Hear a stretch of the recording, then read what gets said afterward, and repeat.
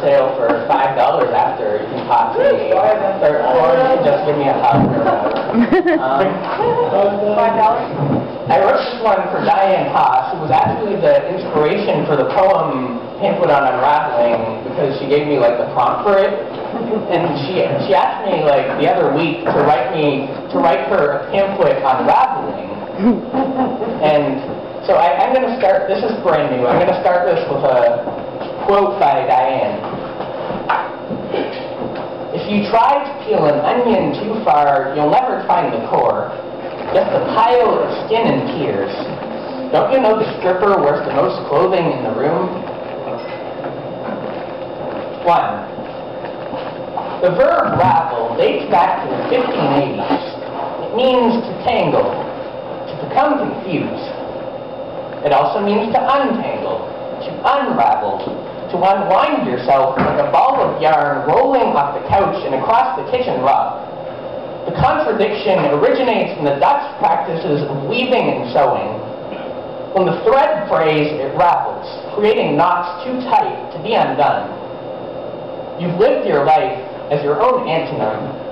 You never knew what the word meant. 2. My great-grandmother was a seamstress. She worked as a finish stitcher for J.F. McElwain. She made hundreds of shoes every day, never slowing down. I called her Meme.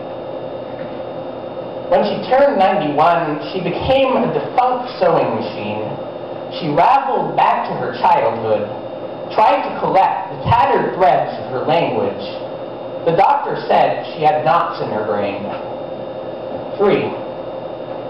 Do you remember 3rd grade, the gum in your hair that wouldn't come out no matter how much peanut butter you wedged between it? You remember the metal of your parents' car when it folded into itself on the highway, or the ficus outside your window that strangled the maple tree? Do you remember your daughter's smile before you left for work this morning? How did the teeth of the VCR look when they ate her favorite movie for breakfast? We are all getting more tangled every day.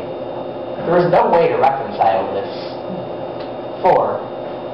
One day you will stop weaving. You will emerge from your loom a crippled silkworm stumbling toward the wholeness of sanity. You will not recognize the person who remains.